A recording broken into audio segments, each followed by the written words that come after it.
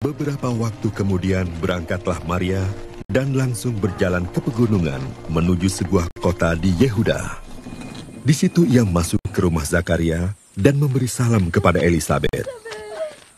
Dan ketika Elisabet mendengar salam Maria, melonjaklah anak yang di dalam rahimnya. Dan Elisabet pun penuh dengan Roh Kudus. Lalu berseru dengan suara nyaring, "Diberkatilah engkau di antara semua perempuan, dan diberkatilah buah rahimmu. Siapakah aku ini sampai ibu Tuhanku datang mengunjungi aku? Sebab sesungguhnya ketika salammu sampai kepada telingaku, anak yang di dalam rahimku melonjak kegirangan, dan berbahagialah ia yang telah percaya, sebab apa yang dikatakan kepadanya dari Tuhan akan terlaksana." Lalu kata Maria, "Jiwaku memuliakan Tuhan, dan hatiku bergembira karena Allah, Juru Selamatku, sebab ia telah memperhatikan kerendahan hamba-Nya. Sesungguhnya, mulai dari sekarang segala keturunan akan menyebut aku berbahagia, karena Yang Maha Kuasa telah melakukan perbuatan-perbuatan besar kepadaku, dan namanya adalah kudus. Dan rahmat-Nya turun-temurun atas orang yang takut akan Dia. Ia memperlihatkan kuasa-Nya dengan perbuatan tangan-Nya dan mencerai-beraikan orang-orang yang congkak hatinya. Ia menurunkan orang-orang yang berkuasa dari tahtanya dan meninggikan orang-orang yang rendah. Ia melimpahkan segala yang baik kepada orang yang lapar dan menyuruh orang yang kaya pergi dengan tangan hampa. Ia menolong Israel, hamba-Nya, karena ia mengingat rahmat-Nya, seperti yang dijanjikannya kepada nenek moyang kita, kepada Abraham dan keturunannya untuk selama-lamanya. Dan Maria tinggal kira-kira 3 bulan lamanya bersama dengan Elisabet, lalu pulang kembali ke rumahnya.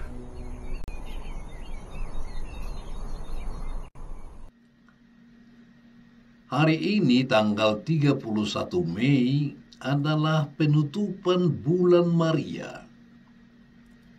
Pada hari ini juga gereja kita merayakan kunjungan Bunda Maria kepada Elisabet saudaranya. Kisah kunjungan Maria kepada Elisabet itu telah kita dengar tadi dari Injil. Sesudah menerima kabar gembira dari malaikat bahwa dia akan menjadi ibu Tuhan, Maria segera berangkat dari Nazaret ke Judea. Maria telah mendengar dari malaikat itu bahwa Elisabet sedang mengandung 6 bulan. Dan karena itu Maria pergi ke sana untuk menolong Elisabet. Melihat kedatangan Maria, terkejutlah Elisabet. Adalah merupakan sesuatu yang tak layak baginya bahwa Maria mengunjunginya. Dari ilham Roh Kudus, Elisabet tahu bahwa Maria jauh lebih mulia dari dirinya. Dia tahu bahwa Maria ini adalah yang terberkati di antara segala wanita, telah dipilih menjadi ibu Tuhan. Dia merasa diri tidak pantas untuk dikunjungi dan dibantu ibu Tuhan ini. Karena itulah Elisabet menyerukan, "Diberkatilah engkau di antara semua wanita, dan diberkatilah buah rahimmu. Siapakah aku ini sampai ibu Tuhanku datang mengunjungi aku?"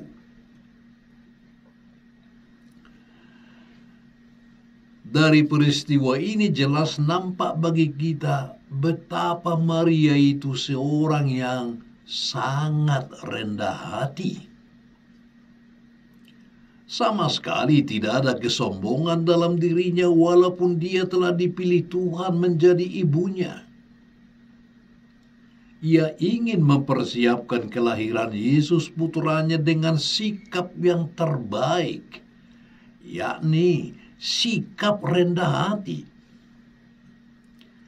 Dan karena itulah dia rela berjalan jauh dari Nazaret ke Judea, rela meluangkan waktu mengunjungi Elisabet dan tinggal di sana selama 3 bulan untuk menjadi pembantu Elisabet yang sudah tua itu. Sampai Elisabet melahirkan Yohanes putranya. Sikap rendah hati ini begitu mendalam dan begitu meluap dalam diri Maria. Hal itu membuatnya begitu gembira sampai terungkap dalam madahnya Magnificat yang terkenal itu. Maria katakan, "Jiwaku memuliakan Tuhan dan hatiku bergembira karena Allah juru selamatku. Sebab ia telah memperhatikan kerendahan hamba-Nya. Rahmat-Nya turun-temurun atas orang yang takut akan Dia. Ia memperlihatkan kuasa-Nya dengan perbuatan tangan-Nya dan mencerai-beraikan orang yang congkak hatinya. Ia menurunkan orang-orang yang berkuasa dari takhta-Nya dan meninggikan orang-orang rendah."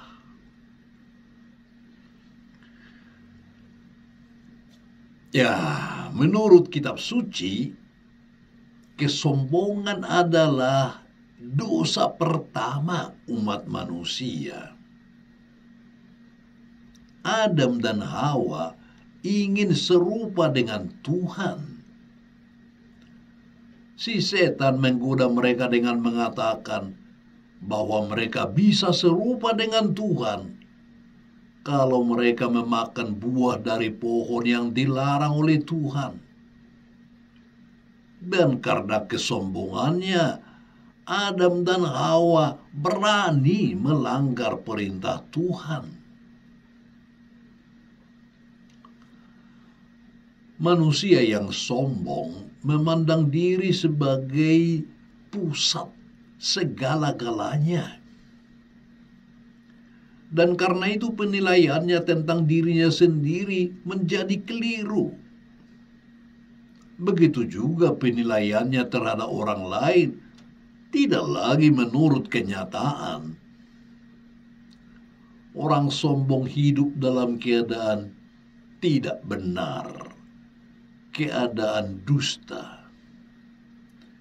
Ia salah menilai karena pemikirannya terhadap sesuatu itu bukan berdasar pada kenyataan, melainkan berdasar pada apa yang dia inginkan. Maka tidak heran kalau orang yang sombong pada umumnya berpandangan picik. Dia sulit diyakinkan, dan tanpa sadar penilaiannya yang keliru itu sering menyinggung perasaan orang lain. Dan kalau kesombongan itu makin menguasai hatinya, lama-kelamaan dia mengasingkan diri dari orang lain dan bahkan mengasingkan diri dari Tuhan. Hidupnya begitu terasing dari orang lain sampai bisa jadi ia akan kehilangan kemanusiaannya. Maria adalah teladan agung kerendahan hati bagi kita. Dan saya kira teladan kerendahan hati Bunda Maria ini makin lama makin kita butuhkan dalam zaman modern sekarang ini. Memelihara iman pada zaman yang makin sombong ini hanyalah mungkin kalau kita masih punya kerendahan hati. Kita memang tidak menolak modernisasi. Bahkan kita orang Kristen harus menjadi pelopor untuk memajukan dunia ini. Tetapi hendaknya kita tidak menjadi sombong dan takabur dengan semua yang kita capai. Di atas segalanya itu masih ada yang jauh lebih tinggi, yang mengatasi segala kemampuan manusia, yang menjadi pusat segala sesuatu.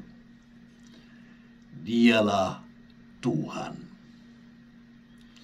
Dan terhadap Tuhan ini, sikap satu-satunya ialah penyerahan diri secara total. Dengan rendah hati kita serahkan segala sesuatu kepadanya. Dan teladan paling indah untuk kita agar bersikap demikian ialah Maria, Bunda kita.